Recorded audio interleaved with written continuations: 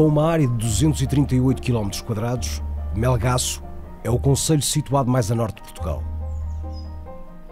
Devido à sua orografia, que vai desde os 30 metros de altitude na zona ribeirinha do Rio Minho até aos 1335 metros de altitude no planalto de Castro Laboreiro, este território apresenta uma grande diversidade a todos os níveis. O clima é exemplo disso. Nas zonas mais altas de montanha, os invernos são muito frios e os verões frescos, enquanto na zona do Vale do Rio Minho, os verões são quentes e os invernos pouco rigorosos. A diferença na precipitação também é significativa. Nas zonas mais altas deste concelho, chove quase o dobro relativamente às zonas mais baixas. Estas características influenciam toda a biodiversidade e fazem desta região uma importante zona de conservação de espécies e habitats. Assim, a área do Rio Minho do concelho de Melgaço faz parte da Zona Especial de Conservação do Rio Minho e a área de Castro Laboreiro e Lamas de Mouro faz parte da Zona Especial de Conservação da Peneda Gerês e da Zona de Proteção Especial Serra do Gerês. Esta última especialmente dedicada às aves e que ainda integra a Branda da Aveleira, na freguesia de Gave.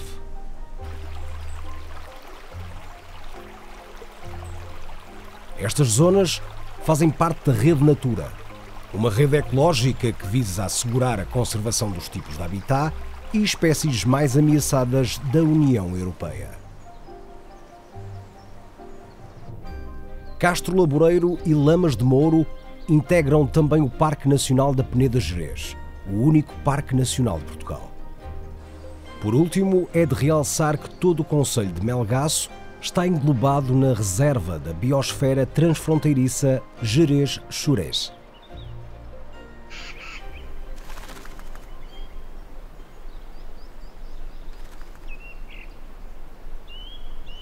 Um dos tipos de vegetação mais importantes é a floresta.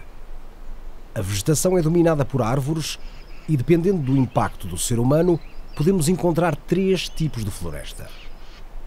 A floresta natural, em que predominam as árvores nativas e a ação humana não altera profundamente a composição e funcionamento do ecossistema. A floresta seminatural, em que dominam também as espécies arbóreas nativas, mas a estrutura é determinada por ações humanas, como por exemplo o corte do mato, a extração de resina e os cortes pontuais de madeira. E a floresta artificial, uma floresta plantada e gerida com o objetivo de produzir, por exemplo, madeira para pasta de papel. Nestas florestas, os processos naturais de sucessão ecológica não ocorrem, uma vez que há uma grande alteração do ecossistema. São florestas de espécies não nativas, como o eucalipto, ou espécies invasoras, como as austrálias e as mimosas.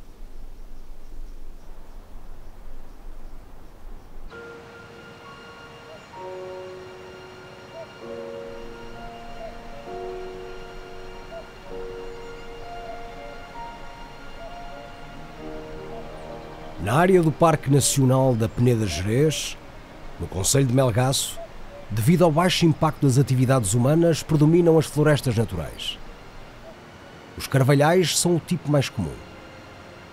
Existem grandes bosques dominados pelo carvalho negral e pelo carvalho alvarinho.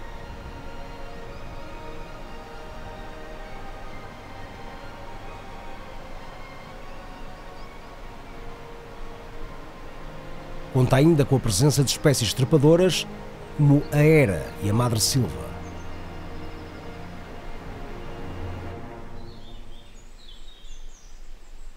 Relativamente aos arbustos, ocorrem nestes bosques o sanguinho de água, a gilbardeira, que cresce nos bosques de menor altitude, e a uva do monte, que aparece pontualmente nos de maior altitude.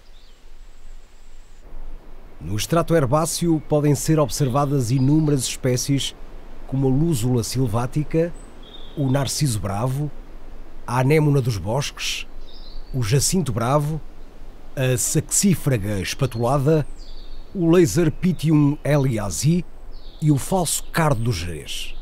Quase todas estas plantas são endémicas do noroeste da Península Ibérica, ou seja, têm uma distribuição restrita a esta área. Em grandes carvalhos podemos observar várias espécies de musgos e líquenes. Alguns destes líquenes só se desenvolvem em zonas com o ar puro, porque são muito sensíveis à poluição.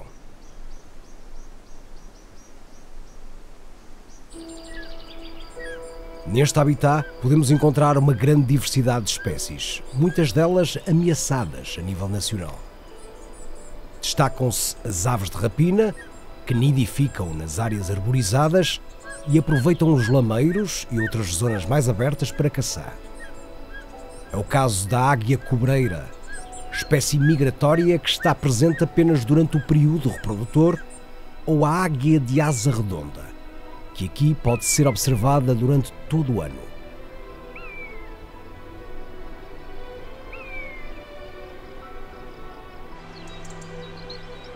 Entre as áreas arborizadas e os lameiros, são também abundantes os pequenos passeriformes como o pisco de peito ruivo, os chapins, a carriça e o tordo.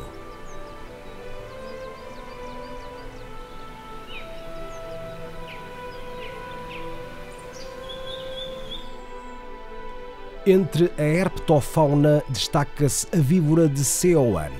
Em Portugal, esta serpente está classificada como em perigo e apenas ocorre em zonas de montanha do norte do país. Em Melgaço, estima-se que cerca de 85% dos indivíduos são totalmente escuros.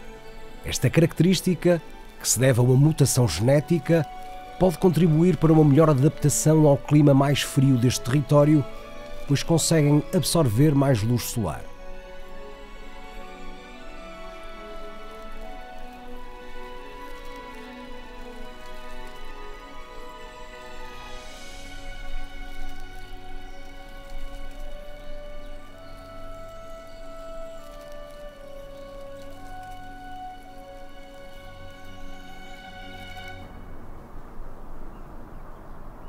Além desta espécie, a diversidade de répteis e anfíbios que aqui podemos encontrar é bastante grande, como o sardão, diversas espécies de lagartixas, incluindo espécies endémicas como a lagartixa de bocage, e serpentes, como a cobra rateira.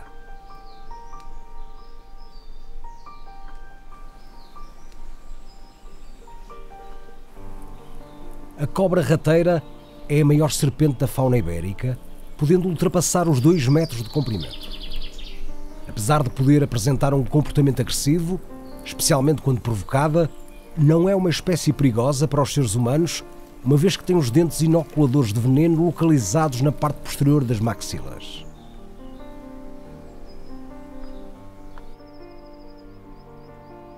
Entre os mamíferos, a raposa, o javali ou o corso são algumas das espécies que se podem encontrar.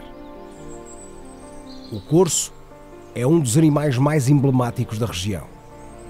Apesar de não ser raro, é muito discreto.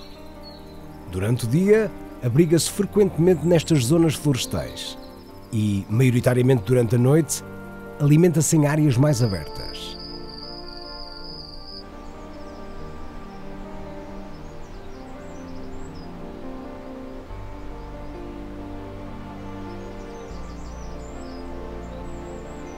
Nas margens dos rios de montanha aparecem outros tipos de bosques, os bidoais e os amiais. Os bidoais ripícolas, dominados pelo bidoeiro, encontram-se geralmente em zonas de vales encaixados, onde os rios com margem de perfil declivoso são mais torrenciais, mas também podem surgir em zonas com menor caudal.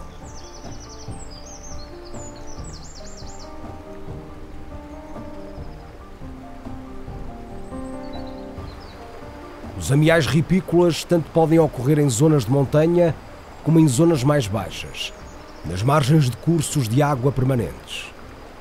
Estes bosques são dominados pelo amieiro, podendo também incluir no estrato arbóreo o freixo, o bidoeiro, o loureiro e o salgueiro negro. Nos amiais encontram-se também espécies trepadoras e arbustos como o pilriteiro e o sabugueiro. No estrato herbáceo, observam-se fetos, como o feto real e o feto fêmea, e no leito do rio, embude e tufos de cárex.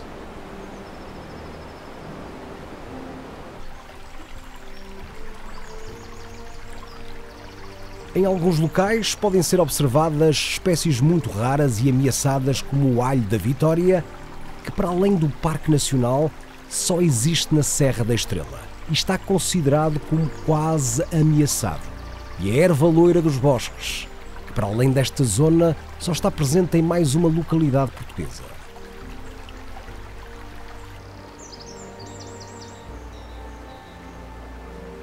Nestes bosques, a diversidade de répteis e anfíbios é bastante grande, podendo observar-se 13 espécies endémicas do noroeste da Península Ibérica, protegidas a nível europeu. A rã ibérica, abundante nas margens dos rios de montanha, o lagarto de água, que se destaca na primavera pela coloração azul na garganta e na cabeça, que os machos exibem durante o período reprodutor, e a salamandra lusitânica, espécie ameaçada em Portugal e com uma distribuição ainda mais restrita do que as outras duas espécies. É muito seletiva em termos de habitat, pois necessita de zonas com níveis de umidade muito elevados, uma vez que respira pela pele e não possui pulmões funcionais.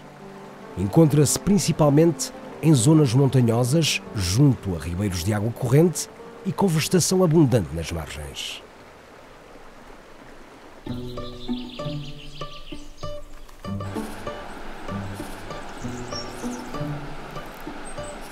A diversidade de aves nestes bosques ripícolas é também muito elevada, podendo ocorrer dezenas de espécies de aves residentes como os chapins e as curiosas trepadeira azul e trepadeira comum que nidificam nestas áreas.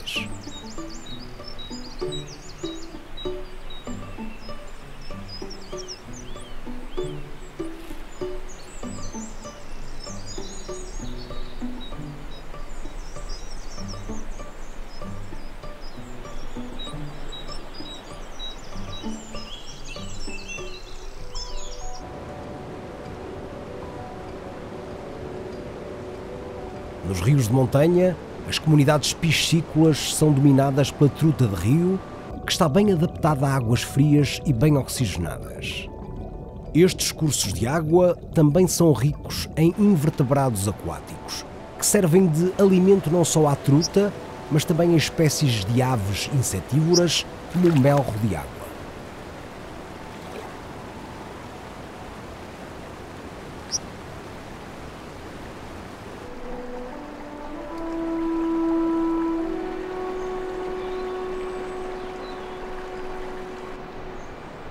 No Rio Minho existem excelentes exemplos de amiais ripícolas, crescendo também abundantemente o salgueiro branco, que não suporta o clima mais frio das montanhas.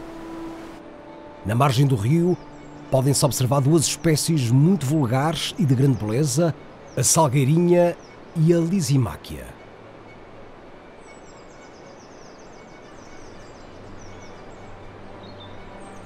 Nos remansos deste curso de água surgem ainda uma série de plantas muito raras em Portugal. O golfão pequeno, espécie considerada em perigo e que só existe neste rio, e a persicária anfíbia, considerada como quase ameaçada.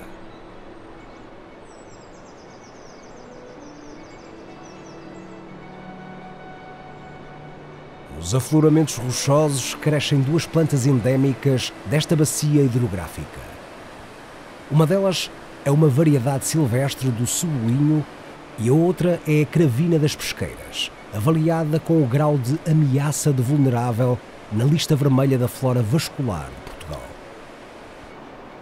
Neste local ainda se podem observar plantas com uma distribuição global mais abrangente, mas que em Portugal são muito raras.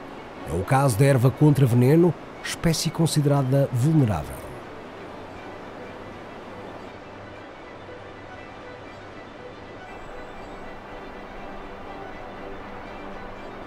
As galerias ripícolas do Rio Minho servem também de abrigo para uma grande diversidade de espécies de aves comuns, como a garça real, a alvéola branca e as andorinhas. No caso das andorinhas, podem observar-se aqui diferentes espécies como a andorinha das rochas, a andorinha das chaminés e a andorinha dos beirais, que aproveitam esta zona para se alimentarem e que frequentemente nidificam nas construções humanas.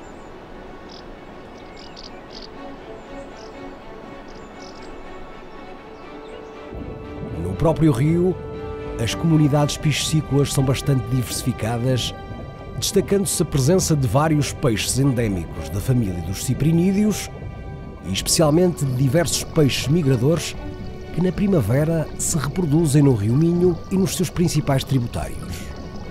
A lampreia marinha, apesar de considerada vulnerável em Portugal, é um dos migradores mais frequentes. Após entrarem nos estuários, as lampreias deixam de se alimentar, concentrando-se apenas na função de reprodução.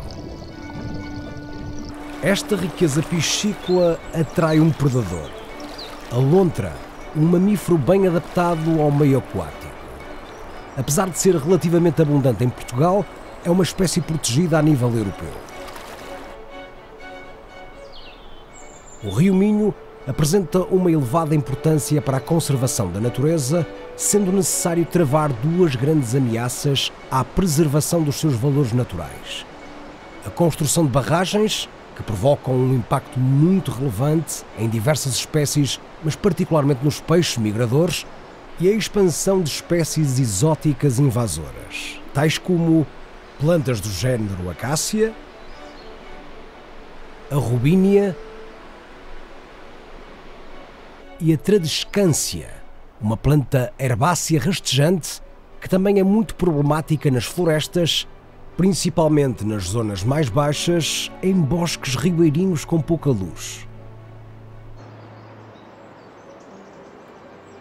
O visão americano, o lagostim vermelho e diversas espécies de peixes, tais como a perca-sol e o axigã, competem com as espécies autóctones.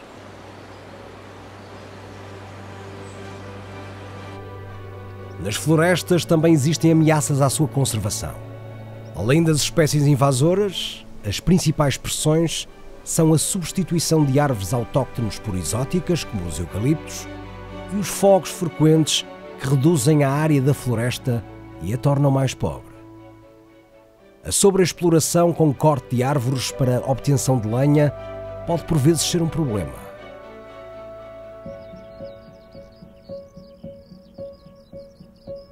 Um tipo de vegetação raro em Portugal é a turfeira, que está presente apenas nas áreas mais chuvosas de Portugal continental, e é no Parque Nacional da Peneda Gerês que se encontram as maiores e mais bem conservadas, com destaque para as do Planalto de Castro Laboreiro.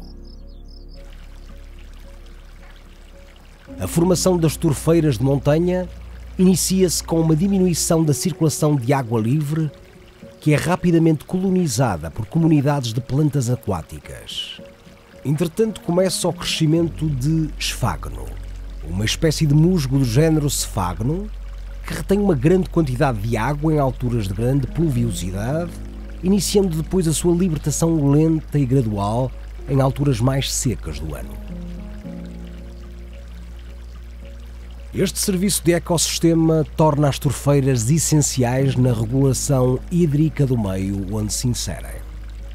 Esta vegetação presta ainda dois outros importantes serviços: o refúgio de biodiversidade para várias espécies e a retenção de carbono, que faz com que a turfeira tenha um papel importante na regulação dos gases com efeito de estufa, que são um dos responsáveis pelas alterações climáticas. Em condições favoráveis, é alta a taxa de formação de turfa, material vegetal em decomposição a partir do esfagno. Por vezes aparecem mouchões, pequenas elevações formadas por musgo que retêm enormes massas de água. As turfeiras são ambientes bastante adversos para a maioria das plantas vasculares, devido à escassez de nutrientes, existindo algumas exceções. A erva algodão, que capta os nutrientes através das suas longas raízes, e as plantas insetívoras, como as orvalhinhas, que extraem os nutrientes dos insetos que capturam com as folhas.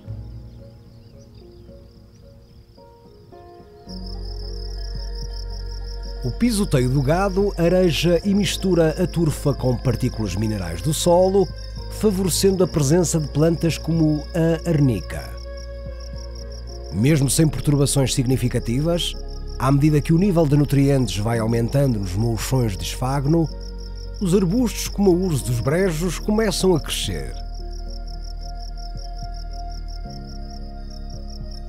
Porém, o excesso de pastoreio e pisoteio são uma ameaça, principalmente no verão, quando estas zonas ainda estão verdes e disponibilizam alimento para o gado.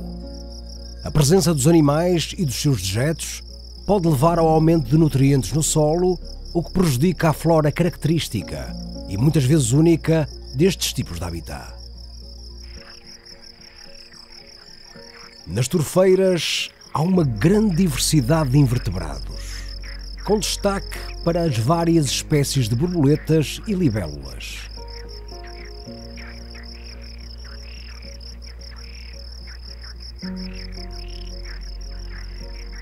Esta riqueza de invertebrados é um dos fatores que contribui para a abundância de anfíbios nestes locais, constituindo a dieta base de espécies como a rã verde, geralmente abundantes nas turfeiras. O tritão de ventre laranja, mais discreto, também se pode observar nas turfeiras e em pequenos charcos. Apesar de ter uma fase aquática associada ao período reprodutor, o tritão de ventre laranja possui uma fase terrestre em que se afasta das turfeiras e dos restantes pontos de água. Pela disponibilidade de água e alimento, as turfeiras são locais utilizados de forma natural por praticamente todas as espécies selvagens que ocorrem na sua envolvência. Estes são ainda locais fundamentais para os animais domésticos que vivem em liberdade nesta região, como o cavalo garrano e diferentes raças autóctones de gado bovino. Nas imediações das turfeiras e noutros locais com elevada umidade, podem-se observar cervonais, que são prados dominados por uma gramínea, o cervum. Em mosaico com os cervonais, observam-se os matos higrófilos, dominados pela urze dos brejos, que podem ser periodicamente pastados ou cortados.